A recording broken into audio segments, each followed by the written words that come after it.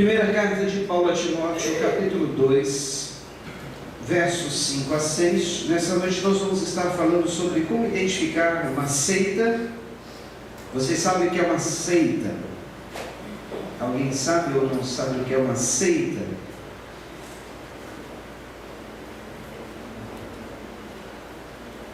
Em termos bem mais fáceis, seria uma falsa religião.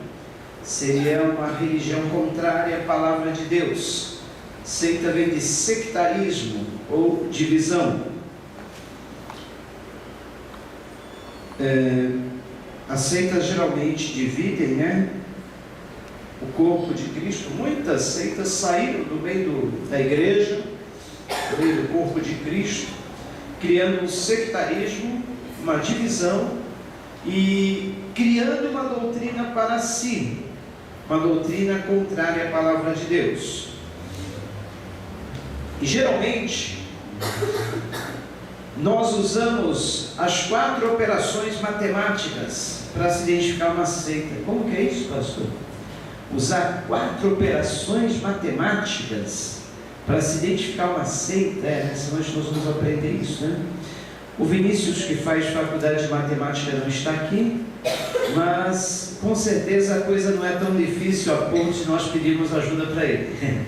É muito fácil, bem mais fácil do que as operações matemáticas que ele faz lá na faculdade. Identificar uma seita usando os 4 princípios da matemática, adição, subtração, divisão e multiplicação. É muito fácil. Por quê? As seitas, geralmente, elas tiram, subtraem algo da pessoa de Cristo. Essa é a primeira operação matemática para se identificar uma seita. Uma seita, geralmente, subtrai algo da pessoa do Senhor Jesus Cristo. Em segundo lugar, uma seita, uma falsa religião, adiciona, soma algo à Bíblia, algo às Escrituras Sagradas. Então aí nós já temos 2 operações.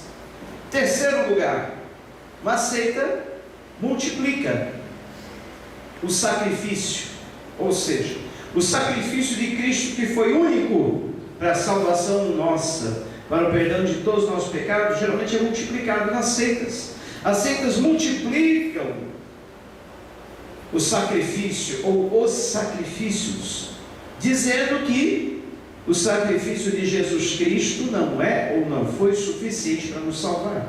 Acrescenta-se a esse sacrifício outros tantos e outras tantas necessidades para a salvação. Então, essa é a terceira operação. A 4ª operação matemática é a divisão, ou seja, a seita divide o corpo de Cristo, divide a igreja e cria um sectarismo, ou seja, uma nova religião com uma nova forma de crença, um novo princípio, umas novas regras, tudo contrário às Escrituras. Como texto base, quero usar segunda ou primeira carta de Timóteo, capítulo 2, os versículos 5 a 6, que diz assim: pois há um só Deus e um só mediador entre Deus e os homens, o homem Cristo Jesus, o qual se entregou a si mesmo como resgate por todos. Esse foi o testemunho dado em seu próprio tempo. Agora eu quero ler também Atos capítulo de número 2 ou 3.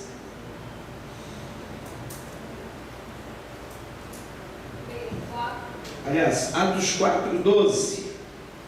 Atos 4:12, que diz assim: e não há salvação em nenhum outro, pois debaixo do céu não há nenhum outro nome dado aos homens pelo qual devamos ser salvos. Vou ler mais uma vez. Não há salvação em nenhum outro, pois debaixo do céu não há nenhum outro nome dado aos homens pelo qual devamos ser salvos. Oremos. Senhor Deus, Nessa noite que aqui estamos reunidos em Teu nome, Jesus, nós queremos sair esclarecidos, sair com os nossos entendimentos abertos, sairmos, ó Pai, sabendo que existem muitas seitas, heresias, falsas religiões, falsas doutrinas que rondam esse mundo, e o desafio é grande, Senhor. Corremos o risco, muitas vezes, de sermos enganados, ludibriados, se não estivermos firmes na Tua palavra, se não estivermos imbuídos da verdade. Então eu quero que essa verdade, que é a Tua palavra, Senhor, esteja na mente, no coração de cada um aqui nesta noite, e que nenhum dos Teus filhos, ó Pai, sejam os que estão aqui, sejam os que vão estar vendo essa mensagem através do vídeo, Pai, nenhum deles possa ser enganado, mas todos possam estar alertas e entendidos com relação à Tua verdade, para que assim como Adão, Eva foram enganados no jardim, no paraíso, não sejamos também, Senhor, presa fácil, Pai, dos ardis do inimigo, que tenta de todas as formas enganar, ludibriar as pessoas, Pai. Nós queremos nesta noite, Pai, em Teu nome, Jesus, aprendermos da Tua palavra. Abra-nos o nosso entendimento, em nome de Jesus. Amém. Porque não há salvação em nenhum outro nome, pois debaixo do céu não há nenhum outro nome dado aos homens pelo qual devamos ser salvos. Queridos, o sacrifício feito por Cristo na cruz, de uma vez por todas, limpou, perdoou todos os nossos pecados. Não resta mais sacrifício nenhum. Se alguma seita, alguma falsa religião pregar que é necessário algum outro sacrifício, é necessário que façamos qualquer outra coisa, isso é uma tremenda mentira, porque não há nada que nós possamos fazer para merecer a salvação. Não há nada que nós podemos ou possamos fazer para que sejamos salvos. Efésios 2, 8 a 9 diz que pela graça, de graça, somos salvos. Isso não vem de nós, é dom de Deus. Não vem de obras, para que homem nenhum se glorie. Queridos, a palavra de Deus está dizendo-nos que é pela graça, é de graça que nós somos salvos, sem nenhum merecimento. Não é por obra alguma que podemos fazer ou que façamos, mas é somente pela fé em Jesus. Acreditar que o sacrifício dele foi suficiente para nos salvar. Eu sempre costumo dizer que a salvação é como pegar um elevador. Alguém aqui tem medo de elevador? Conheço pessoas que não entram no elevador de jeito nenhum, porque ou esse elevador já parou e alguma vez que essa pessoa intentou subir, ou tem a chamada claustrofobia, né? Medo de ambientes fechados, ou por algum outro motivo, superstição, não sobe em elevador de jeito nenhum. Pode ter um prédio de 10 andares, 20 andares, a pessoa vai a pé. Conheço pessoas assim. Olha lá, a senhora é assim? Não vai de elevador de jeito nenhum? Se tiver escada, vai, nem que seja 20 andares. Já ficou presa alguma vez? Não, mas eu também. Tem gente que é assim. Eu já fiquei preso em elevador, não é nada agradável. Já fiquei quase uma meia hora preso. Mas, nem por isso eu deixo de pegar o elevador, porque é mais prático, é muito mais rápido, né? Fácil. Você não precisa. Mas o melhor mesmo é a escada, porque você faz um bom exercício. Dificilmente uma pessoa que faça exercício, suba a escada todo dia, dificilmente essa pessoa vai ter problemas no coração. Ande, suba a escada, pedale, faça exercício, que você vai ter um coração jovem aí até os 90 anos sem nenhum problema. Verdade, os médicos recomendam. Mas por que eu comparo a salvação com o elevador? A salvação é tão simples, tão prático, tão fácil como você pegar o elevador. Só que precisa acreditar que o elevador vai te levar até o determinado andar que você quer. Se você não tiver fé que o elevador vai te levar, se você ficar preocupado que ele vai parar, que ele não vai chegar lá, você não vai. Verdade? Você não entrou no elevador. Não entra. É questão de acreditar que o elevador vai te levar até aquele determinado lugar. Simples assim. Você entra no elevador e acredita que você vai chegar lá. A salvação é a mesma coisa. Você entra no elevador da salvação. Quem é que nos leva até Deus? O próprio Senhor Jesus Cristo. Ele é o único mediador entre Deus e os homens. Ele é o único que pode nos levar até Deus. Mas eu tenho que acreditar que Ele vai me levar até Deus, assim como eu tenho que acreditar que o elevador vai me levar até o 10º ou 20º andar. Mas tem gente que não acredita que o elevador vai me levar. Tão simples, não é tão fácil.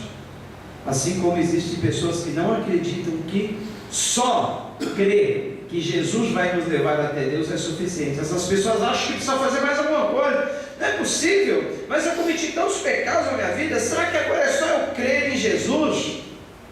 Porque quando nós cremos em Jesus, há uma mudança de vida. Então é só crer, a salvação é pela fé. Porque se eu crer verdadeiramente em Jesus, eu vou me arrepender da vida que eu levava. Porque a salvação é pelo arrependimento e fé. Eu creio em Jesus, e em consequência disso eu me arrependo da vida que eu levava. Eu descubro que Ele morreu na cruz, uma cruz inocentemente, por causa de mim, por causa dos meus pecados, para pagar pelos meus erros, para me perdoar, para me limpar, para me purificar, para me tornar favorável a Deus. Então eu passo a amá-lo e detestar o que eu fazia. Eu penso, olha só, que ingrato fui eu até hoje, não dando a mínima para Jesus, Ele que morreu pelos meus pecados. Aí eu acredito em Jesus, e pela fé eu vou até Deus. Vou até Deus. Agora, é fácil, né, entrar no elevador e subir. Mas você sabe o trabalho que deu para construir aquilo? Foi necessário um projeto, alguém inventar primeiro o sistema de elevador, depois foi necessário um projeto de engenharia, foi necessário engenheiros para construir, trabalhadores do setor da construção, da engenharia, trabalhadores do setor elétrico, trabalhadores de toda espécie para fazer aquilo funcionar. O sistema foi feito com muito trabalho, dificuldade, mas o resultado, nós nos apropriarmos do resultado, usufruirmos do resultado é fácil. Assim a salvação deu um trabalhão difícil para Deus o Pai trazer Jesus a esse mundo. Deu um trabalhão para Ele elaborar o plano da salvação, deu um trabalhão para Ele executar esse plano, entregar o próprio Filho sem pecado para morrer no nosso lugar. Olha o trabalho que deu para Jesus ficar separado do Pai aqui na terra, viver no meio de pecadores como nós, sofrer o que Ele sofreu, ser crucificado, sofrer tudo aquilo que Ele sofreu na cruz, antes da cruz. Trabalho, né? Dificuldade. Para o plano da salvação ser feito, construído, mas depois de feito, agora nós só precisamos crer. Só precisamos crer que esse plano, engenhosamente criado por Deus,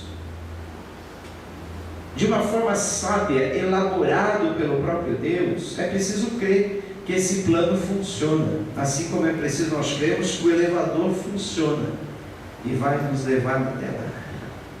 Agora precisa saber em que elevador que nós estamos entrando, porque já aconteceu da pessoa pegar o elevador para ir para cima e descer para o fundo do poço, elevador despencar. Não querendo assustar vocês, mas já aconteceu casos assim. Elevador literalmente despencou para baixo, porque a pessoa não entrou no elevador correto. O elevador não estava em condições de subir. Assim são as seitas, as falsas religiões. São como elevadores que, em vez de você subir, você desce. e literalmente se quebra, literalmente se arrebenta. Você deve conhecer muitas dessas seitas. Por exemplo, Hebreus 9:27 está escrito que aos homens está ordenado morrer uma vez só, uma só vez, vindo depois disto o juízo. Hebreus 9:27. Eu não sei se eu coloquei aí no projetor, mas é o que diz, Hebreus 9:27. Está aí, né? Aos homens está ordenado morrer uma só vez. Da mesma forma como o homem está destinado a morrer uma só vez e depois disso enfrentar o juízo, assim também Cristo foi oferecido em sacrifício única vez para tirar os pecados de muitos, e aparecerá segunda vez, não para tirar o pecado, mas para trazer salvação aos que o aguardam. Olha só que interessante, nesses 2 versículos da Bíblia está grande parte da doutrina que nós cremos. Nós cremos na salvação pela graça, pela fé, no sacrifício de Cristo. Nós cremos que o homem morre uma só vez, que depois disso há um juízo que o homem tem que enfrentar, e que Jesus Cristo veio uma vez aqui nessa terra, em carne e osso, para tirar os pecados de muitos, e aparecerá segunda vez, não para tirar o pecado, mas para trazer salvação aos que o aguardam. Olha só, aí está falando da morte, a morte que todo homem está destinado.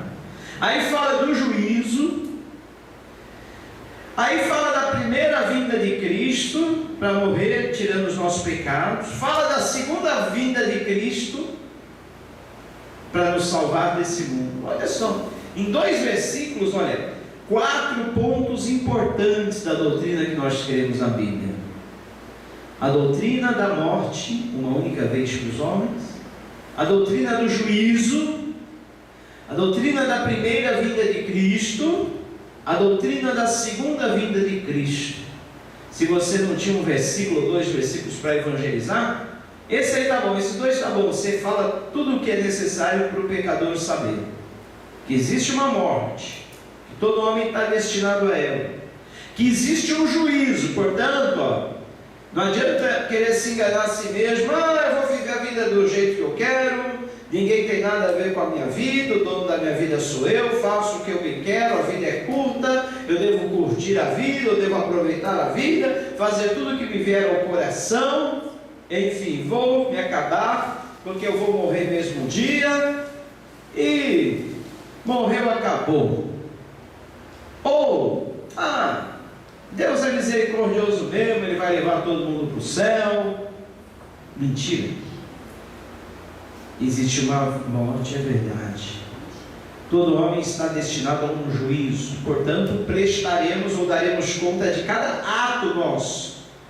Todo o nosso ato de rebeldia, de querer viver uma vida independente de Deus, de querer viver para nós mesmos, tudo isso nós vamos dar conta. Vamos ter que nos explicar para Deus. O que nós fizemos da curta vida que Ele nos destinou aqui nessa terra, do curto período de existência que Ele nos concedeu? Como fizemos?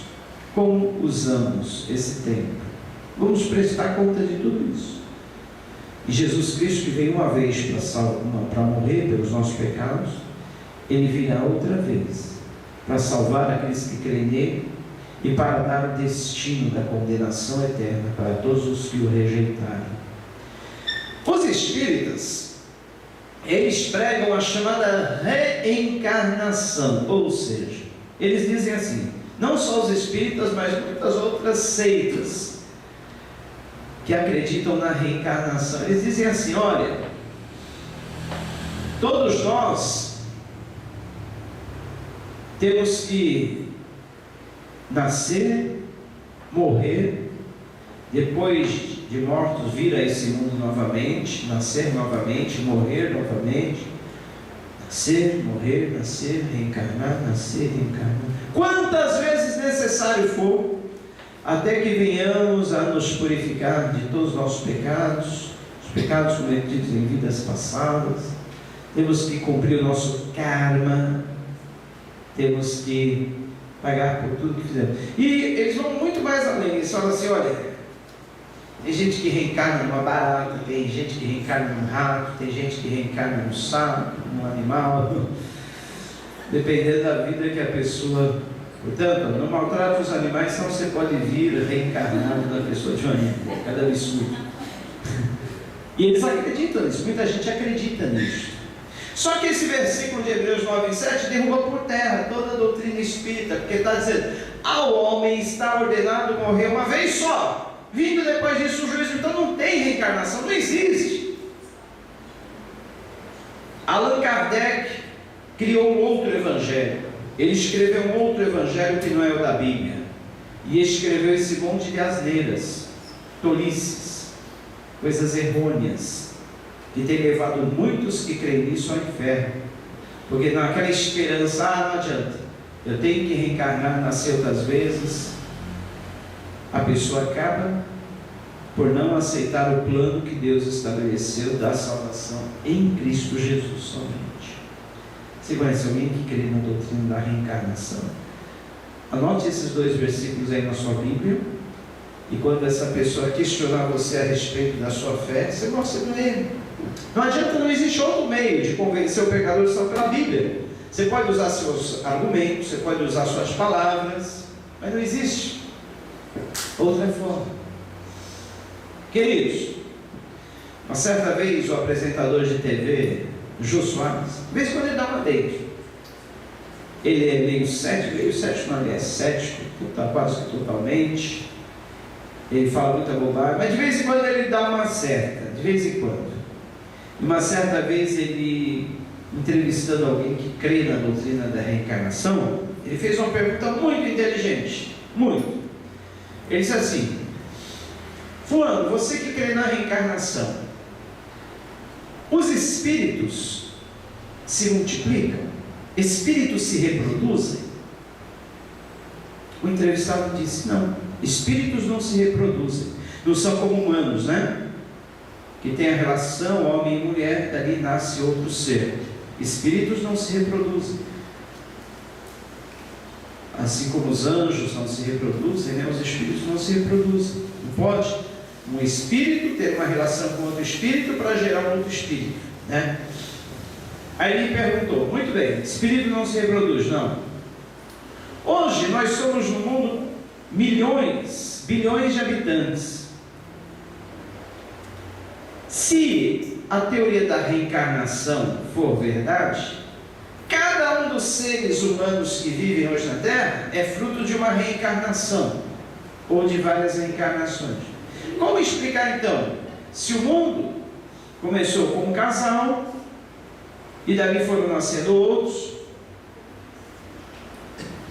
como é que se explica tantas almas reencarnadas hoje, se o ser humano não se o espírito não se multiplica? De onde vieram então esses espíritos reencarnados? Não há uma incoerência? Então quer dizer que as pessoas que nascem, estão nascidas hoje, já nasceram, não podem ser fruto de reencarnação. Por quê? Espírito não se multiplica. Ele fez essa pergunta que deixou o entrevistado meio embananado. Eu creio que até hoje ele deve estar pensando nisso. Bom, tantos bilhões de pessoas, começou com não sei quantos espíritos, um foi reencarnador. Como chegamos nesse número de tantos reencarnados hoje? Será que os espíritos se multiplicaram? Então é uma tese que não tem muita lógica, essa da reencarnação. Aliás, não tem lógica nenhuma. Se o homem cresce tão somente na Bíblia, a palavra de Deus, e não ficasse procurando inventar coisas. E aliás, queridos, essa doutrina da reencarnação tira totalmente a responsabilidade humana. Bom, se eu sou fruto de uma reencarnação, Se para eu me aperfeiçoar, vou ter que reencarnar, então não adianta eu fazer nada. Não adianta, Jesus não pode me salvar, Deus não vai fazer nada por mim, porque eu tenho que cumprir meu cargo. Eu tenho sim é que levar uma vida digna, uma vida decente, fazer boas obras, para quem sabe eu poder diminuir o meu sofrimento nas futuras vidas. Então não existe base bíblica para a reencarnação. Quer ver? Outra falsa doutrina muito pregada e ensinada, principalmente pelos católicos romanos, a doutrina do purgatório. Eles ensinam que para nós nos expurgarmos, nos livrarmos de nossos pecados, precisamos passar um tempo num lugar chamado purgatório, que é o lugar onde nós expurgamos, limpamos os nossos pecados. Eles estão dizendo que não creem que o sacrifício de Jesus é único, exclusivo e suficiente para limpar os nossos pecados. Estão dizendo que nós precisamos pagar por alguma coisa que fizemos nesse lugar chamado purgatório. Interessante é que eu já li esse livro aqui, a Bíblia, todinha, umas 20 vezes. E até hoje, nessas mais de 20 leituras, eu nunca vi a palavra ou qualquer menção a qualquer lugar parecido com purgatório. Não existe. Não existe. Porque os homens estão ordenados a morrer uma só vez, vindo depois disto o juízo. Primeira carta de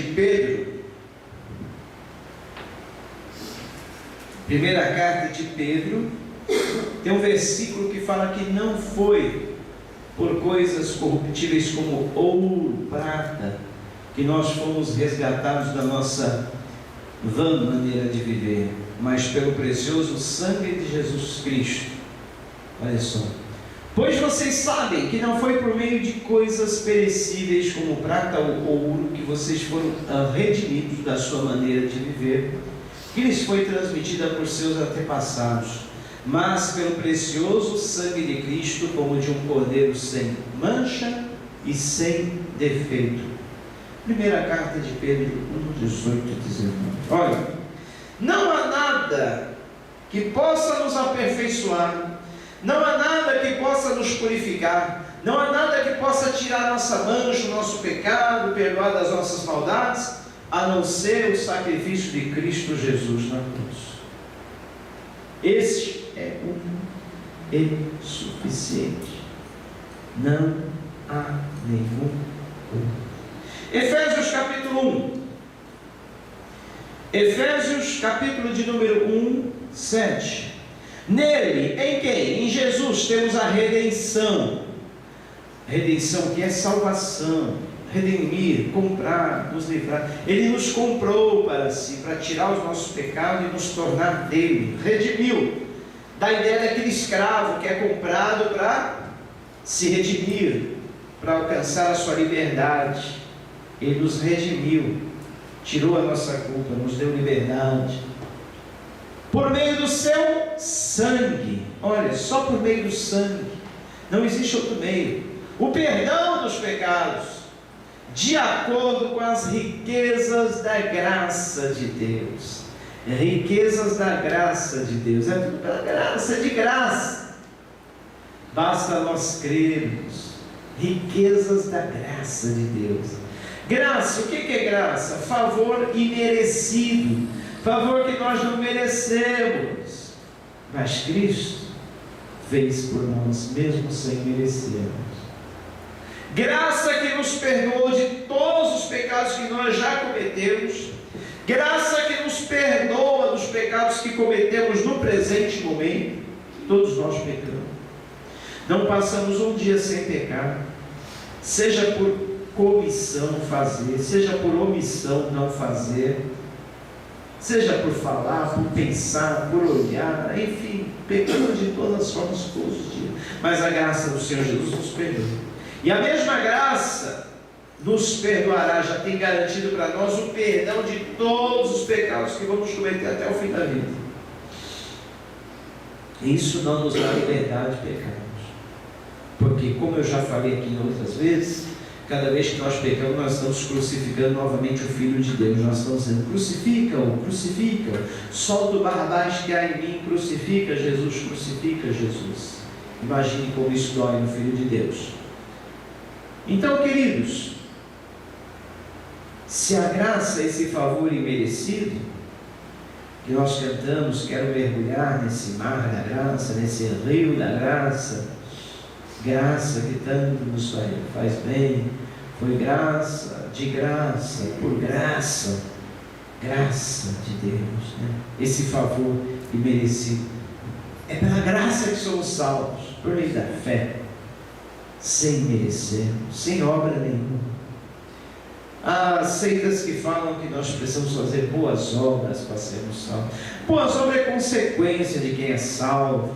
Se somos salvos, recebemos o amor de Deus no nosso coração, o amor nos impele a fazermos o bem para os outros, mas sem intenção nenhuma de sermos salvos, sem querer receber nada em troca.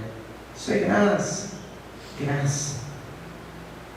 Então é pela graça que nós vamos para o céu, é pela graça que nós somos salvos. Não existe outra forma, é pela graça. Não há nenhum outro nome dado entre os homens pelo qual possamos ser salvos, a não ser Jesus. Pois há um só mediador entre Deus e os homens, Cristo Jesus. Somente as Escrituras podem nos mostrar o caminho que é Jesus. Ele diz: eu sou o caminho, a verdade e a vida. Ninguém vem ao Pai senão por mim. Eu sou o caminho, a verdade e a vida. João 14,6. Eu sou o caminho, a verdade e a vida. Ninguém vem ao Pai senão por mim. E ele disse em João 8,32: e conhecereis a verdade vos libertará. Toda a Escritura é inspirada por Deus e nos faz, nos mostra o caminho pelo qual nós devemos andar. Uma das características da seita é tirar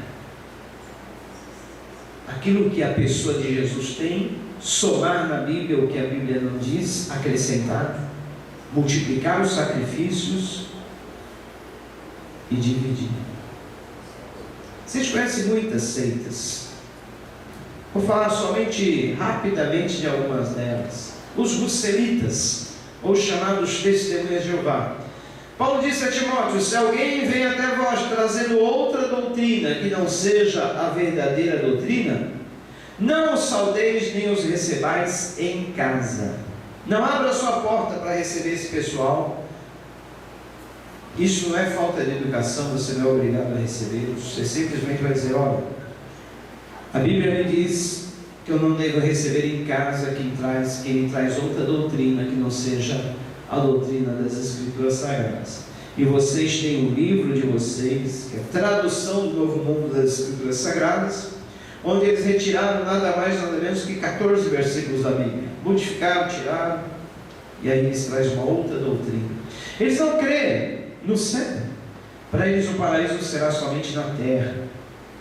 E o que fazer então, quando Jesus disse ao ladrão da cruz: hoje mesmo, em verdade te digo que hoje mesmo estarás comigo no paraíso? Mudaram 2 vírgulas e colocaram 2 pontos. Acrescentaram 2 vírgulas e 2 pontos, mudou totalmente o versículo, porque a tradução deles é outra, a Bíblia deles é outra. Então, enquanto na nossa Bíblia está escrito assim: olha, em verdade te digo, Jesus dizendo para o ladrão da cruz: hoje mesmo estarás comigo no paraíso. Eles colocaram 2 vírgulas nesse versículo e 2 pontos, mudou tudo. Quer ver como? Eles colocaram na Bíblia deles: Jesus disse ao ladrão da cruz: em verdade te digo hoje, 2 pontos, estarás comigo no paraíso. Mudou ou não mudou? Mudou. Jesus disse o seguinte: em verdade te digo que hoje, em verdade te digo, hoje estarás comigo no paraíso. Em verdade te digo, 2 pontos, hoje estarás comigo no paraíso. Aí eles mudaram: em verdade te digo, hoje, 2 pontos, estarás comigo no paraíso. Jogaram no futuro. Quer dizer, Eles, com isso, estão dizendo que Jesus jogou o paraíso para o futuro. Um dia você estará comigo no paraíso na terra, estarás comigo no paraíso, quando a tradução verdadeira é: em verdade te digo, hoje estarás comigo no paraíso. Não é em verdade te digo hoje, estará comigo no paraíso. Só mudou 2 pontos do lugar, mudou totalmente o sentido. Essa é a seita dos Russelitas ou Testemunha de Jeová. Por que Russelitas?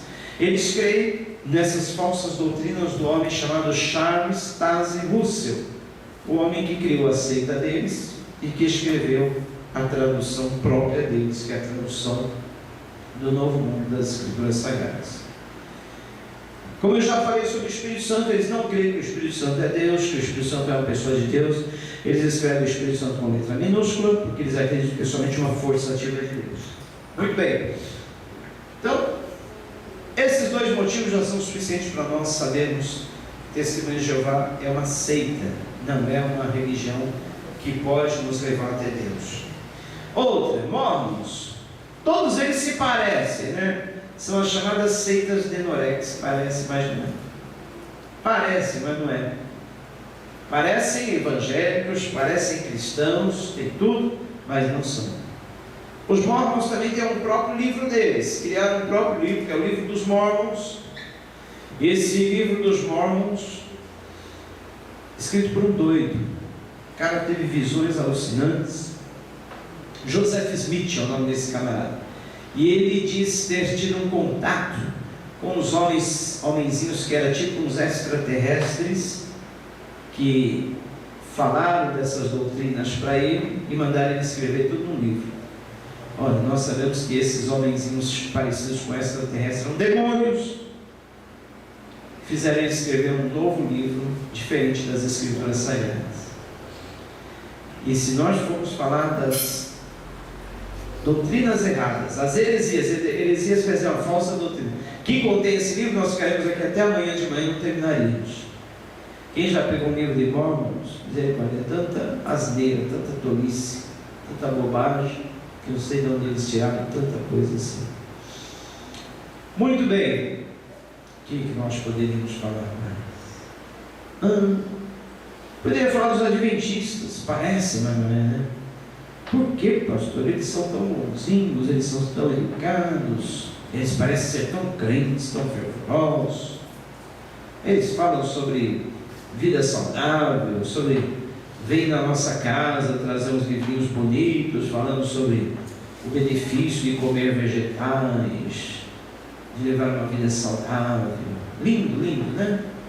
Só que eles pregam a salvação pela obediência aos 10 mandamentos e principalmente entre os 10 mandamentos pela guarda do sábado.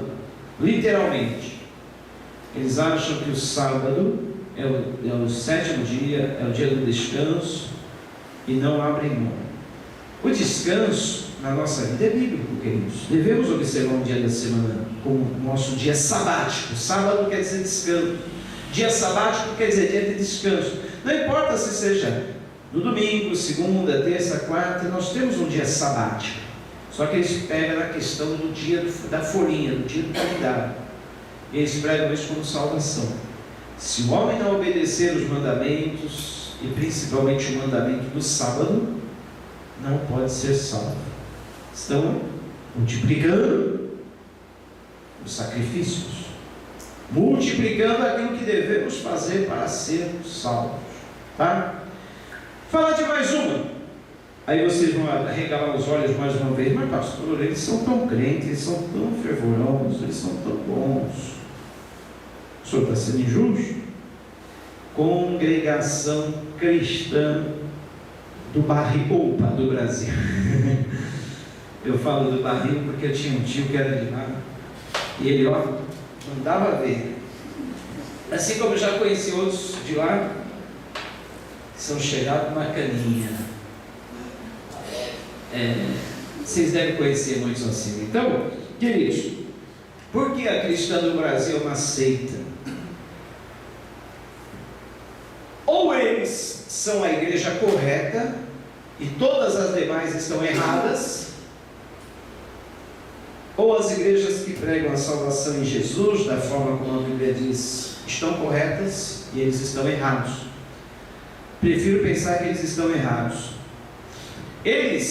Uma das características da seita é criar uma divisão, um sectarismo, uma separação. E eles erram nesse ponto.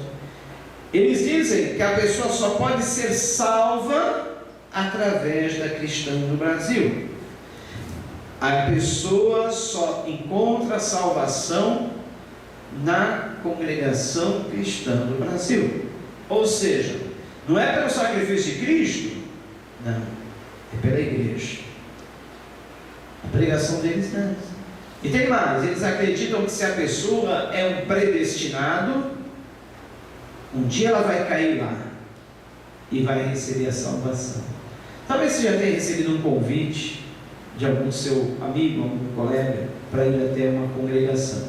Eles são especialistas em pescar no aquário. Eles dificilmente evangelizam quem está perdido no mundão. Eles evangelizam os próprios crentes de outras igrejas, convidando-os para ir conhecer a congregação. Geralmente lá há uma profecia preparadinha, quentinha para você dizer detalhes da sua vida, que você chegou ali naquela noite e você está recebendo a salvação, conhecendo Jesus de verdade. E o apelo deles é tão emotivo que a pessoa é capaz de sair do lugar dela, vir lá para frente chorando e ser batizada na mesma hora. Ele já tem lá um batistério preparado e ele já batiza a pessoa na mesma hora. Pronto, agora você está salvo.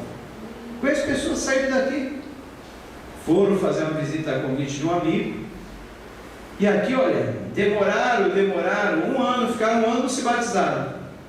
Eu fiz casamento, tudo, ensinei eles durante 1 ano, não se batizaram. Aí saíram daqui, foram fazer uma visita numa congregação dessa, e na mesma noite que eles foram, se batizou. O camarada saiu lá de trás do lugar dele chorando, correu lá para frente, imediatamente já foi mergulhado no batistério e foi batizado. Está lá até hoje. Um dia, quem sabe, é dos olhos. Muito difícil. Caiu lá, é difícil sair. Eles enganam mesmo. Então, queridos, vocês estão vendo como uma seitas são sutis? A pessoa pode frequentar uma igreja dessa a vida toda e não ser salva, porque está acreditando que é a igreja que vai salvá-los. Não é Jesus. É a igreja. Ele jamais sai de lá porque é a igreja que vai salvar. Sendo que a salvação é somente pela fé em Jesus Cristo, não há nenhum outro nome dado pelo qual sejamos salvos a não ser em Jesus. Simples, né? Então, simples entrar no elevador, subir. Mas se eu não acreditar, ou entrar no elevador errado, eu não subirei. Poderia falar de tantas outras, Seixo Noé, bonitas mensagens da Seixo Noé, né? Pregam na televisão, sobre como você viver uma vida saudável, uma vida de qualidade, não se estressar, não perdoar, viver uma vida de oração. Lindas mensagens, mas não estão ensinando a Bíblia, a salvação pela fé em Jesus Cristo. Poderia falar do messianismo. Dona Cida, Dona Glória conhece muito bem o messianismo, né? Vendo de lá, Dona Terezinha. Por quê? Eu poderia falar de muitos motivos porque os messiânicos são uma seita, mas poderia falar somente de um. Eles creem na salvação através de um homem, que é o Messias, que não é Jesus, é o Senhor Okada, né? É o Okada. Eles creem que a salvação é através de um homem, que é o Messias, e esse Messias não é Jesus. Poderia falar de tantas outras seitas, poderia falar de budismo, poderia falar de islamismo, poderia falar de tantos. Cada um vai ter o seu livro, cada um vai ter a sua doutrina, a sua forma de crer, mas a salvação unicamente é pela graça, pela fé em Jesus Cristo. E o livro que nos ensina tudo isso é esse. Não há nenhum outro livro, nenhuma escritura que possa ensinar o caminho, que é Jesus. Amém? Vamos ficar por aqui hoje, cantamos mais uma vez. Quem trouxe sua contribuição também pode, nesse momento, ofertar. E estejamos alertas. Não adianta você dizer, olha, pastor, impossível cair numa lábia dessa. Conheço tantos Conheço até pastores, pessoas instruídas na Bíblia, né, que caíram. Qualquer um pode cair. É só tirar os olhos da verdade. É só olhar para os lados. É só descuidar. Um pequeno descuido e a pessoa pode resvalar os pés e cair. É assim um tombo. Acontece no descuido. De repente, alguém pegou a nossa mente descuidado, jogou lá uma mentira e a pessoa acreditou. Estejamos alerta. Que o Senhor Jesus nos cubra com seu sangue. Que a verdade dele nos ilumine a cada dia. Que a verdade dele nos inspire. Que a verdade dele possa sempre estar em nós, gravada no nosso coração. Possamos crescer nessa verdade. Instruirmos outros sobre essa verdade. Vivermos na verdade. Em nome de Jesus. Amém.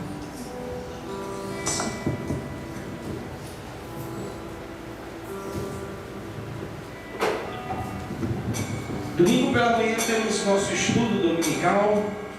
Teremos um estudo sobre Apocalipse no Antigo Testamento, que está sensacional. 9 horas com café, 9h30 começamos o estudo. 9 horas sem um café delicioso.